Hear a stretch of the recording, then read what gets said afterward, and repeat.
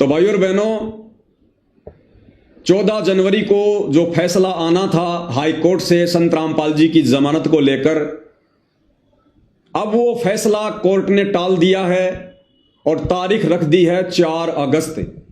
यानी फिलहाल आज है 15 जनवरी 2026 और कोर्ट ने अगली सुनवाई का समय रख दिया 4 अगस्त का। लगभग 7-7.5 महीने आगे का समय कोर्ट ने रख दिया कि हम 4 अगस्त को विचार करेंगे कि संत रामपाल जी को जमानत देनी है या नहीं देनी है।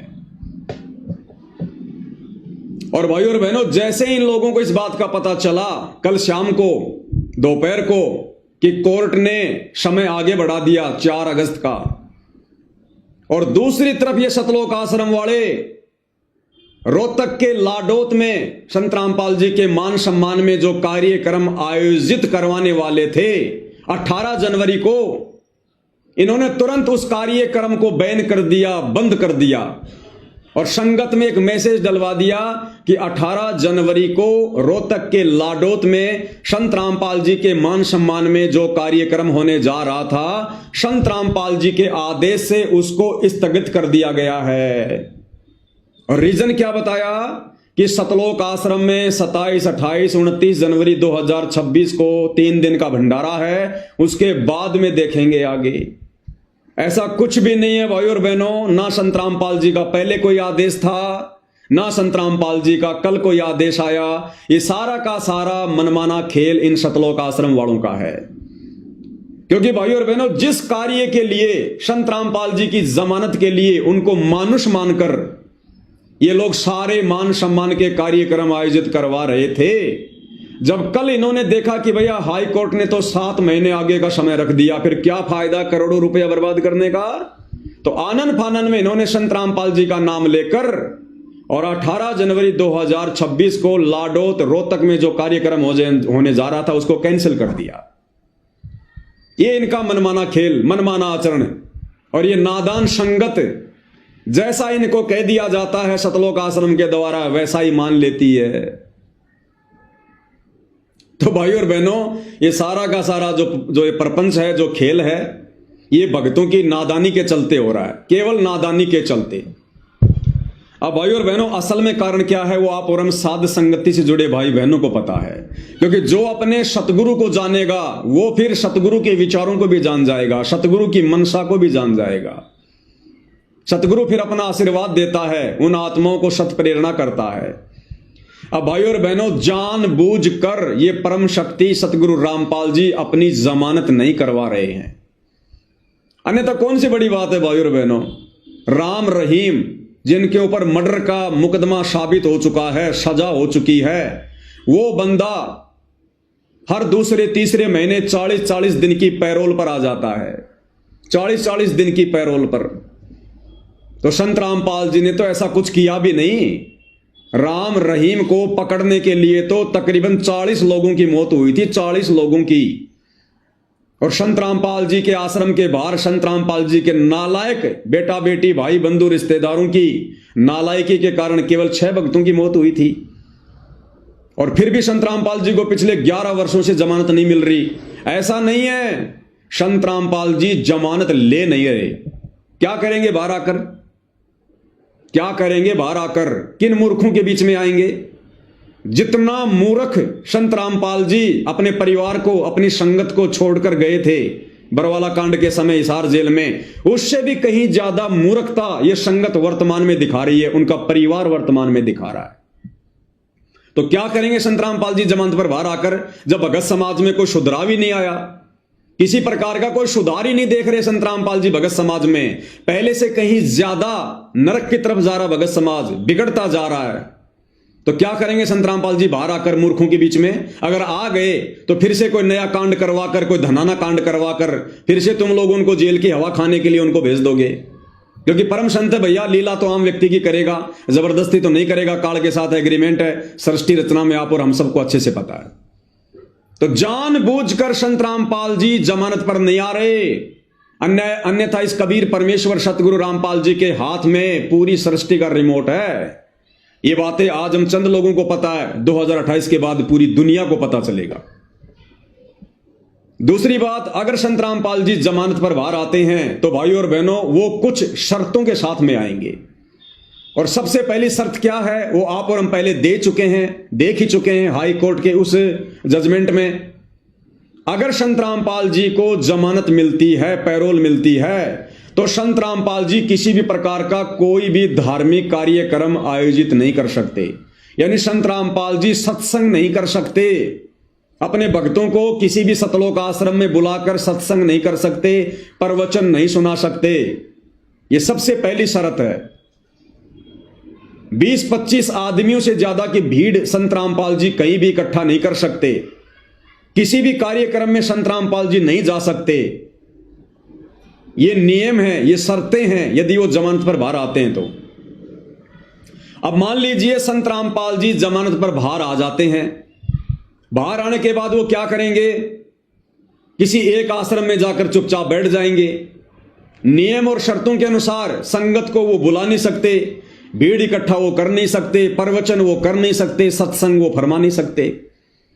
फिर क्या होगा? फिर सारा का सारा जो ये कार्यक्रम है ये कौन संभालेगा? ये सतलोक आश्रम वाले संभालेंगे, उनके बेटा बेटी भाई बंधु रिश्तेदार संभालेंगे। और सारा का सारा ये जो षड्यंत्र है ये फिर इनके माध्यम से चलेगा। संगत को यही लोग आदेश देंगे और बात बात पर कह देंगे भाई गुरु जी का ये आदेश है, संगत ने किसी भी आश्रम में नहीं आना भाई, संगत अपने अपने घर पर बैठी रहे, घर से ही संगत दान धर्म ऑनलाइन गूगल पे से फोन पे से करती रहे भाई, गुरु जी का ये आदेश है, गुरु जी का वो आदेश है। तो ये भगत समाज जो पहले से जो बिगड़ा हुआ है, सतलोक आश्रम में जाने वाला भगत समाज जिसको ज्ञान आधार नहीं है, जो वर्तमान में भी संत रामपाल जी के परिवार के झूठे आदेशों को संत रामपाल जी का आदेश मानकर अपनी मर्यादा खंडित कर रहा है। संत रामपाल जी यदि जमानत पर बाहर आ जाते हैं तो संत रामपाल जी तो कुछ कहेंगे नहीं, हैंडल यही लोग करेंगे।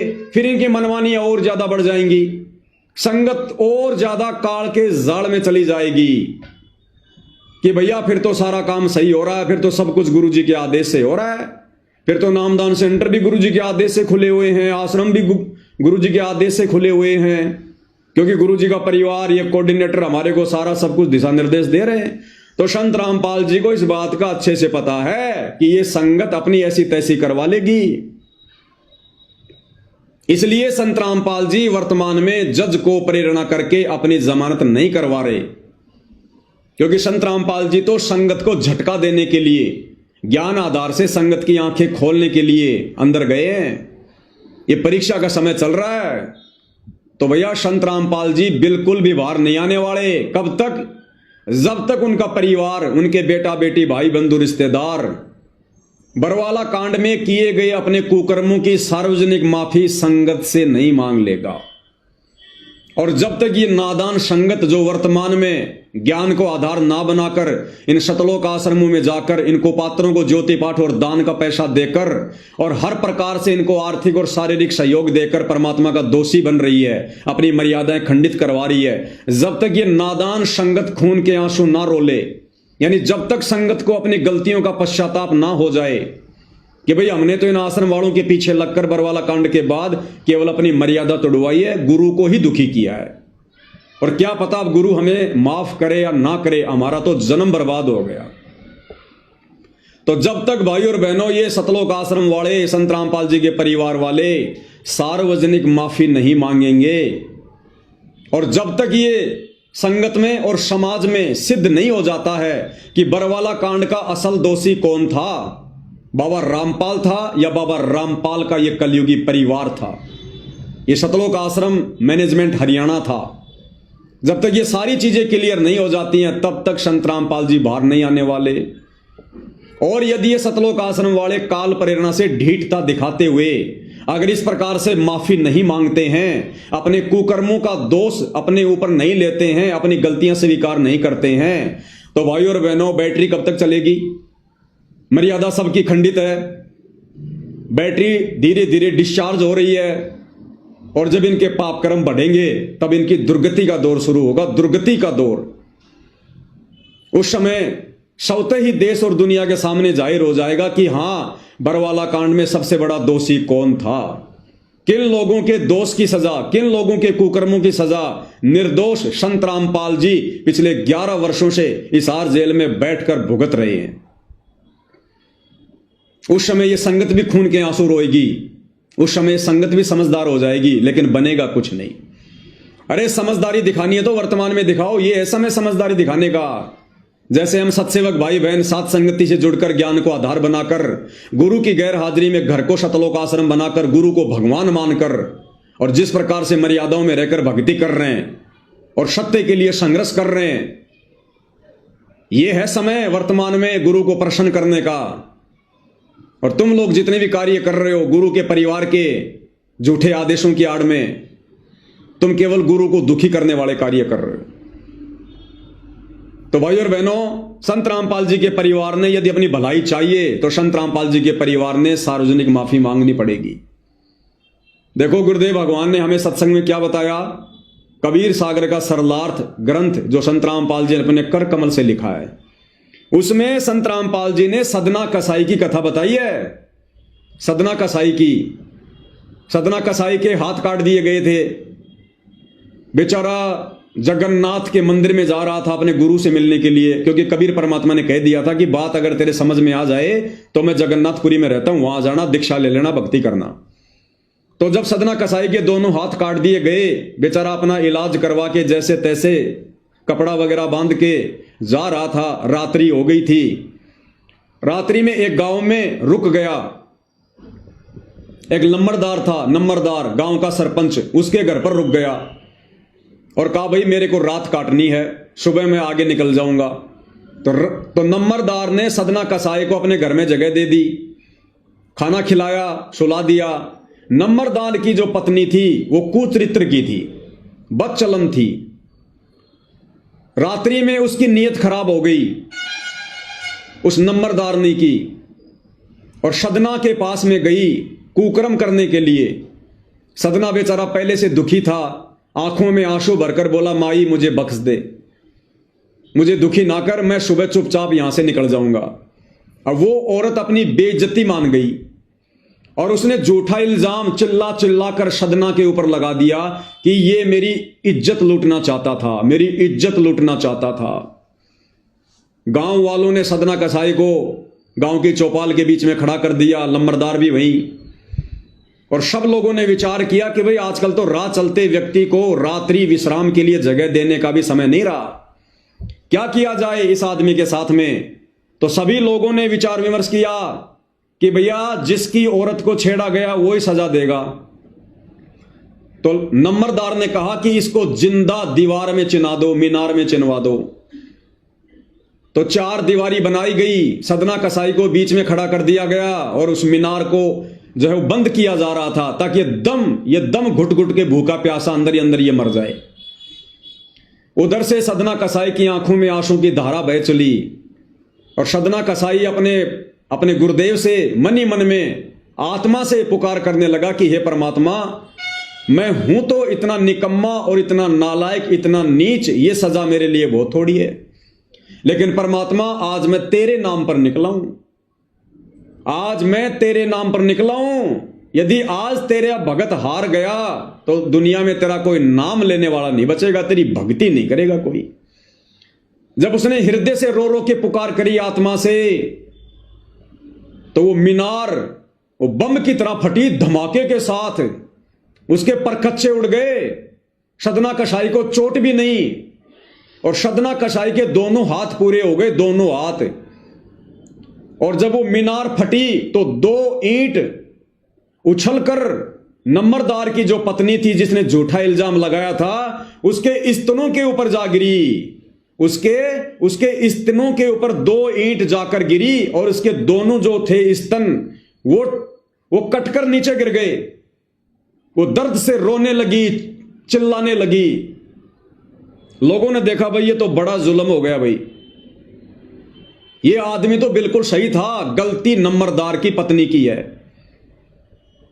अब भाई और बहनों, लास्ट में गुरुदेव ने क्या लिखा फिर आगे, उस नंबरदारनी की पीड़ा समाप्त नहीं हो रही थी, दर्द समाप्त नहीं हो रहा था, इलाज करवा लिया, रो रही, चिल्ला रही।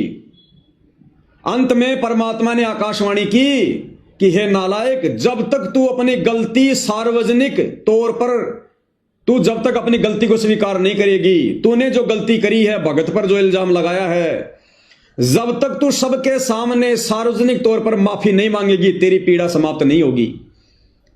अब मरती क्या ना करती, उसने सबके सामने अपनी गलती स्वीकार की कि गांव वालों, मेरी गलती थी, मेरे मन में दोष आ गया था, मैंने इसको छेड़ना चाहा था और इसने तो हाथ जोड़ लिए थे, और फिर मैंने अपनी बेइज्जती मानकर इसके ऊपर झूठा इल्जाम लगाया, मैं दोषी हूं। तब परमात्मा कहते उस नंबरदारनी की पीड़ा समाप्त हुई। ठीक इसी प्रकार भाई और बहनों, ये सतलोक आश्रम मैनेजमेंट हरियाणा, संत रामपाल जी का कलयुगी परिवार, उनके बेटा बेटी, भाई बंधु रिश्तेदार, सतलोक आश्रम कमेटी, बड़े बड़े कोऑर्डिनेटर, आश्रम संचालक, भैया कितने ही अपने दोष छुपा लो, कितने अपने कुकर्म छुपा लो, आने वाले समय में तुम लोगों ने अगर अपनी दुर्गति करवाने से बचना है तो तुम लोगों ने बरवाला कांड में की गई अपनी उन गलतियों की सार्वजनिक माफी मांगनी पड़ेगी। ये नोट कर लेना तुम, ये परमात्मा का विधान बता रहा हूं तुम्हें, परमात्मा का विधान, सार्वजनिक माफी मांगनी पड़ेगी। लेकिन तुम लोग वर्तमान में क्या कर रहे हो, और गलतियों पे गलतियां कर रहे हो, और गलतियों पे गलतियां। भाई तुम्हारी दुर्गति के दिन बहुत नजदीक हैं। एक तरफ तो तुमने बरवाला कांड के माध्यम से अपने गुरु को दुखी किया, 11 साल से जेल में बैठने के लिए मजबूर किया, ऊपर से जब उनके भगत तुम लोगों को समझा रहे हैं, तुम लोगों को चेता रहे हैं कि और ज्यादा पाप क्रम मत बिगाड़ो, दुर्गति और ज्यादा मत बढ़ाओ, पहले से तुमने बहुत ज्यादा मोल ले ली है, तो तुम उनके भक्तों के ऊपर भी मुकदमे कर रहे हो, झूठे आरोप लगा रहे हो, मार पिटाई कर रहे हो, इल्जाम लगा रहे हो, नित नए नए षड्यंत्र रच रहे हो। दाढ़ नहीं गलेगी तुम्हारी, कलयुग की बिचली पीढ़ी है, परमात्मा खुद धरती पे प्रकट है। और गुरुदेव भगवान ने कह दिया है कि बच्चों, अगर तुम मेरी मर्यादा में रहोगे, मेरे वचन पर चलोगे, यह काल भी तुम्हारा कुछ नहीं बिगाड़ सकता।